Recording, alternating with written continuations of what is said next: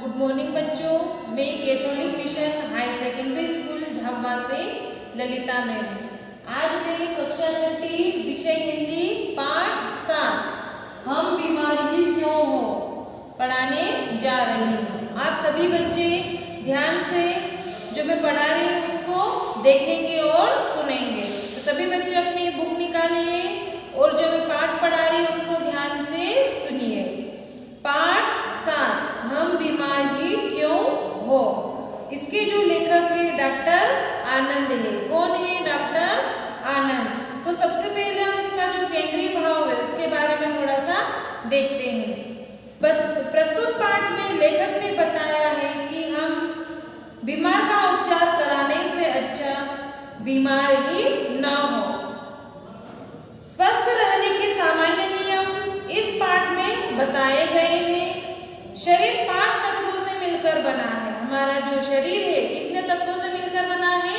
5 तत्वों से मिलकर बना है। पहला आकाश, वायु, अग्नि, जल और पृथ्वी।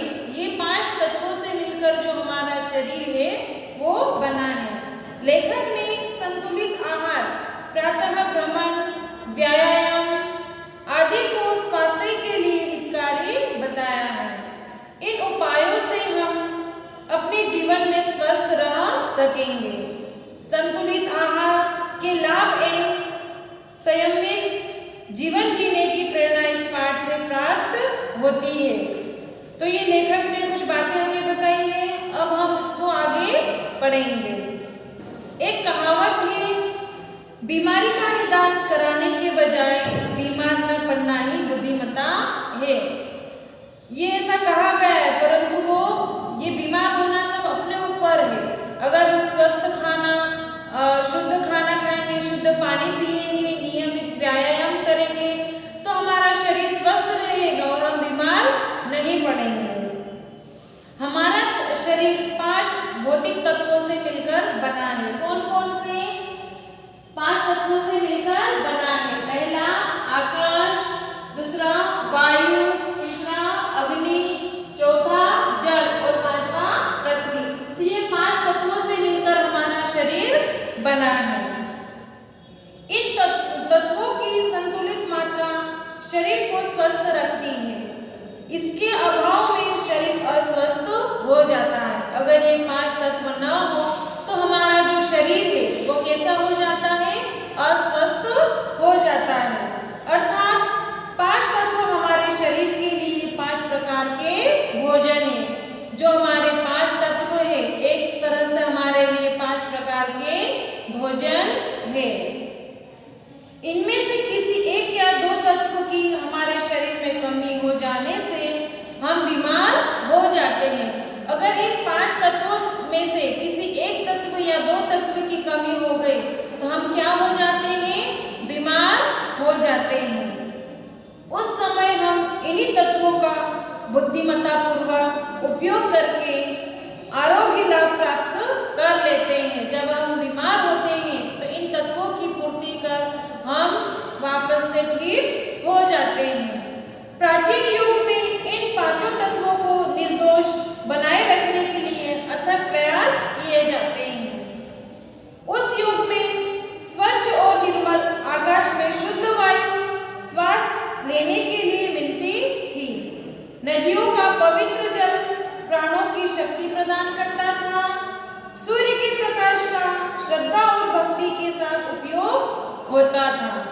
धरती माता के द्वारा प्रदत्त अमृत तुल्य अन्न, फल और पेय पदार्थों से मनुष्य स्वस्थ, सबल और सतेज रहता था।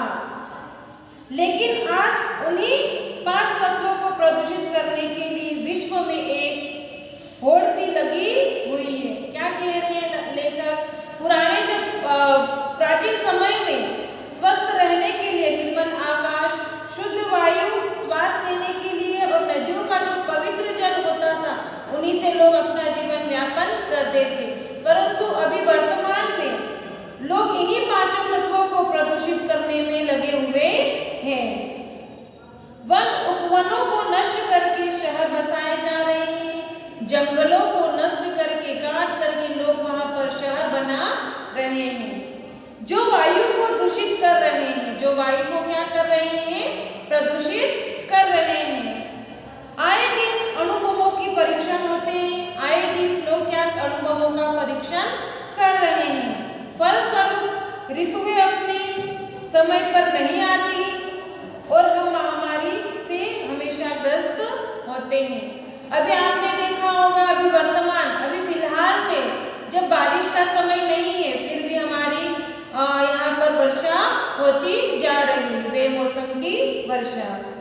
उसी प्रकार यहाँ कहा गया, फलस्वरूप ऋतुएं अपने समय पर नहीं आती हैं और हम बीमार हो जाते हैं। जल अशुद्धि का यह हाल है कि गंगा यमुना जैसी पवित्र सरिताओं में नगरों का नारकीय मल और कल कारखानों का कूड़ा कचरा सतत बहता रहता है। जो पवित्र नदियां होती है, गंगा जमुना, उनमें भी जो कारखानों का दूषित गंगा जल आता है, नदी नालियों का पानी, उससे वो जो नदियां होती है वो दूषित होती जा रही है। और इन्हीं नदियों का जल नलों द्वारा हमें प्राप्त होता है। जो इन्हीं नदियों का जल होता है वो नलों द्वारा हमें प्राप्त होता है। पृथ्वी पर फैले खेतों में रासायनिक खाद का मनमाना प्रयोग कर उनकी उर्वरा शक्ति को नष्ट किया जा रहा है। अभी लोग क्या करते हैं, खेतों में अच्छी फसल के लिए उर्वरा शक्ति का प्रयोग करते हैं और वो उर्वरा शक्ति होती है वो हमारी भूमि को नष्ट करती जा रही है। आज हमें जीवन के आधारभूत इन 5 तत्वों के वास्तविक लाभ नहीं मिल रहा है। उस युग और इस युग की जीवन पद्धति में अंतर हो गया। प्राचीन समय और वर्तमान समय में बहुत कुछ बदल गया है। फिर भी प्रकृति एक नियम है, फिर भी जो प्रकृति है वो क्या है, एक नियम है। वह जीवन की सुरक्षा हर स्थिति में करती रहती है। भले हमारा जो अंतराल था वो बदल गया, परंतु फिर भी जो ये प्रकृति है हमारी सुरक्षा करती रहती है। इस विषम परिस्थिति में भी हम 5 तत्वों का सदुपयोग करके स्वस्थ रह सकते हैं। अब हम पढ़ेंगे 1 बाय 1 एक-एक तत्व के बारे में। सबसे पहला है आकाश तत्व। 5 तत्वों में सबसे अधिक उपयोगी एवं प्रथम तत्व, हमारा प्रथम तत्व कौन सा है, आकाश। सबसे अधिक उपयोगी तत्व, इसे आरोग्य सम्राट की संज्ञा दी गई है। कौन से सम्राट की, आरोग्य सम्राट की संज्ञा दी गई है। इसे आरोग्य सम्राट की संज्ञा किसने दी थी, महात्मा गांधी ने। आकाश जैसे हमारे आसपास और ऊपर नीचे है, वैसे ही हमारे भीतर भी है। चमड़ी के एक-एक छिद्र में आकाश है। जो हमारी चमड़ी होती है उसके एक-एक छिद्र में क्या है, आकाश है। इस आकाश को, इस खाली जगह को भरने की कोशिश नहीं करनी चाहिए। यदि हम अपना दैनिक आहार जितना चाहिए उतना ही ले तो शरीर में स्फूर्ति रहेगी, हल्कापन रहेगा। उपवास इस तत्व की प्राप्ति का एक मुख्य साधन है। उपवास के अतिरिक्त आकाश तत्व की प्राप्ति संयम, सदाचार, गाढ़ी नींद, विश्राम और प्रसन्नता से भी होता है। ये हमने किसके बारे में पढ़ा है, आकाश तत्व के बारे में, जो 5 तत्वों में सर्वाधिक महत्वपूर्ण भी है और प्रथम तत्व भी है। इसे महात्मा गांधी ने आरोग्य सम्राट की संज्ञा दी थी, है ना। अब पढ़ेंगे दूसरा तत्व। दूसरा क्या है, वायु। दूसरा आवश्यक तत्व है। एक मिनट भी वायु न मिलने पर जब हमें 1 भी मिनट वायु नहीं मिलती है तो हम घबरा जाते हैं। कैसे हो जाते हैं, घबरा जाते हैं। प्रतिदिन हम जितना भोजन करते हैं और जल पीते हैं उससे लगभग 7 गुनी हम वायु ग्रहण करते हैं। प्रतिदिन हम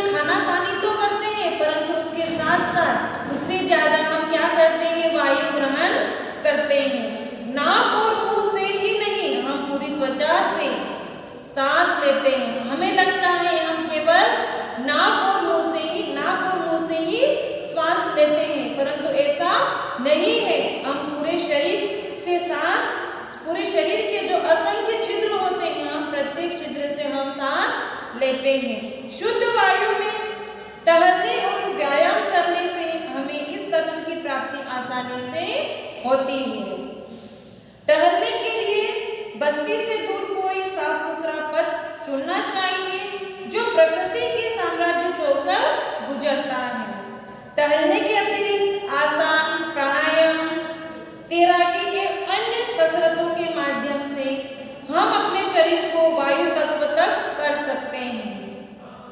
अग्नि तीसरा उपयोगी तत्व है। जो हमारा अग्नि है वो क्या तीसरा उपयोगी तत्व है।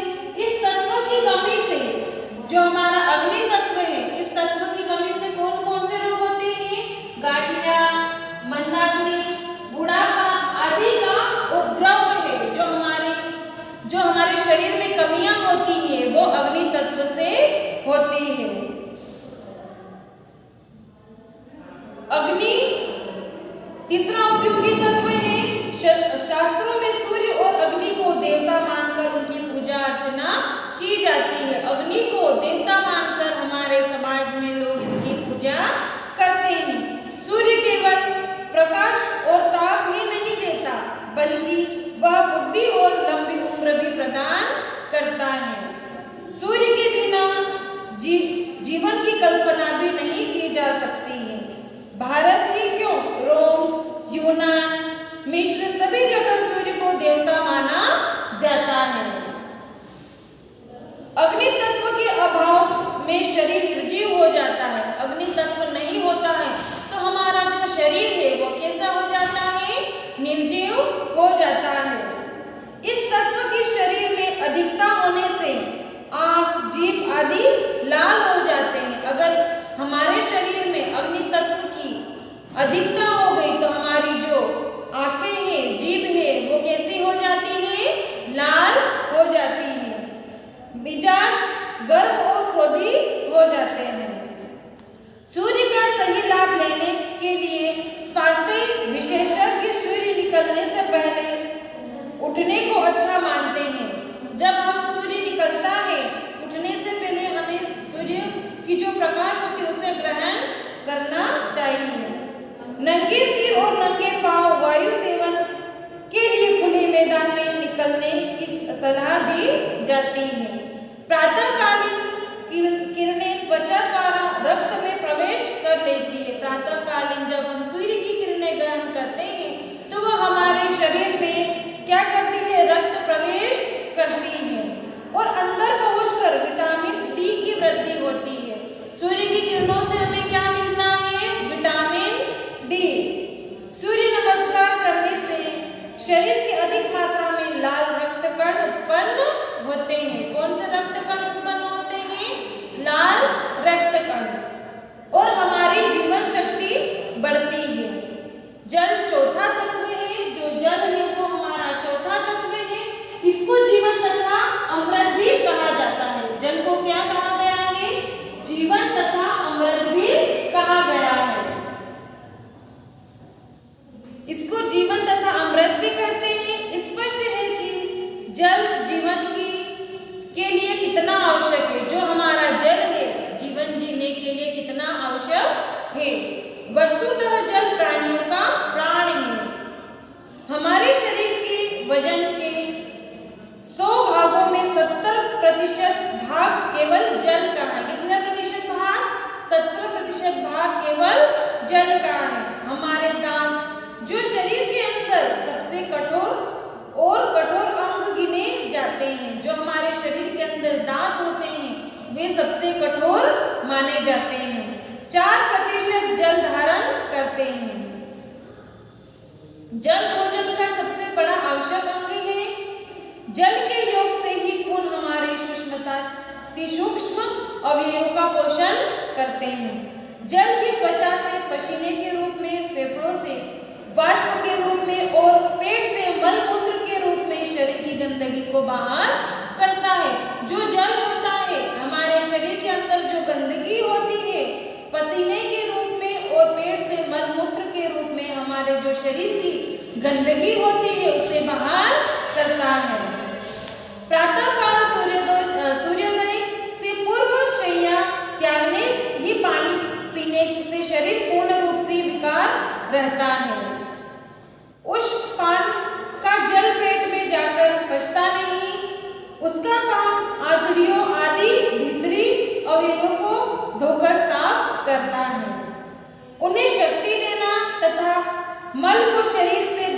संभालना है। भोजन के 1 घंटे पूर्व तथा 2 घंटे बाद पानी पीना अच्छी आदत है। भोजन के 2 घंटे पूर्व या 1 घंटे बाद पानी पीना अच्छी बात है। भोजन करते समय जहाँ तक हो सके पानी नहीं पीना या कम पानी पीना चाहिए। आप सभी बच्चे ध्यान से सुनिएगा, जब हम भोजन करते हैं तो हमें कम से कम मात्रा में पानी पीना चाहिए। इससे भोजन की पाचन क्रिया में सुविधा रहती है और ठंडे जल से स्नान करके भी हम जल तत्व की पूर्ति कर सकते हैं। अब 5वां और अंतिम तत्व, अब हम 4 तत्व हमने पढ़ लिए हैं, अब पढ़ेंगे हम 5वां और अंतिम तत्व। 5वां तत्व कौन सा है? पृथ्वी। यह हमारी माँ है। पृथ्वी क्या है? हमारी माँ है। यह हमें जन्म देती है और अंत में हमें अपनी गोद में विश्राम देती है। पृथ्वी को काय का दर्जा मिला है? माँ का दर्जा, क्योंकि पृथ्वी हमें जन्म भी देती है और अंत के समय हमें वहां पर विश्राम भी देती है। ये कौन सा तत्व है? 5वां और अंतिम तत्व। पृथ्वी हमारी माँ है क्योंकि वह हमें जन्म देती है, धारण करती है, हमारा पालन पोषण करती है और अंत में अपनी गोद में विश्राम देती है। मछली जल के बिना नहीं रह सकती क्योंकि वह जलचर है। पक्षी आकाश के बिना नहीं रह सकते क्योंकि वे नभचर हैं। हम थलचर हैं, हम भला पृथ्वी के बिना कैसे रह सकते हैं? जैसे मछली जल के बिना नहीं रह सकती क्योंकि वह जलचर है, पक्षी नभ के बिना नहीं रह सकते क्योंकि वे नभचर हैं और हम थलचर के बिना नहीं रह सकते क्योंकि हम क्या है? थलचर है और हम पृथ्वी के बिना कैसे रह सकते हैं? जो कुछ हम खाते पीते या आहार के रूप में लेते हैं वे सभी वस्तुएं हमें पृथ्वी से ही प्राप्त होती है। संतुलित प्राकृतिक आहार जीवन का सबसे बड़ा वरदान है। दूध, फल, अंकुरित अन्न, हरी सब्जियां, संतुलित भोजन, मक्खन, शहद आदि वस्तुएं भोजन में समुचित मात्रा में होगी तो पृथ्वी तत्व संतुलित बना रहेगा। भोजन के विषय में एक सामान्य नियम है कि उसमें एक हिस्सा गेहूं, दाल, घी, तेल आदि एक 4 हिस्सा दूध, फल, हरी सब्जियां आदि होना चाहिए। व्यक्ति अपनी उम्र, स्थिति और आदत के हिसाब से इनका चयन करे और स्वस्थ रहे। नंगे पैरों घूमना, धरती पर सोना, मिट्टी से स्नान करना आदि पृथ्वी को प्राप्त करने की अन्य क्रियाएं हैं। भौतिक शरीर को 5 भौतिक तत्वों से ही स्वस्थ रखा जाता है। ये 5 तत्व आपके आसपास ही है क्योंकि अब भी आप रोगी अपना पसंद करेंगे। तो हमारे जो 5 तत्व है, कौन कौन से 5 तत्व है? आकाश, वायु, अग्नि, जल और पृथ्वी। यह हमारे शरीर को जोड़कर रखते हैं। अगर इसमें से एक भी तत्व गायब हुआ तो हम बीमार हो सकते हैं, हमारे शरीर में बहुत सी कमियां आ सकती है। तो इन 5 तत्वों को मिलना हमारे शरीर में बराबर समय टाइम पर मिलना बहुत ही जरूरी होता है। तो हमारा जो पाठ 7 था वो कंप्लीट हो चुका है और इसका जो अभ्यास है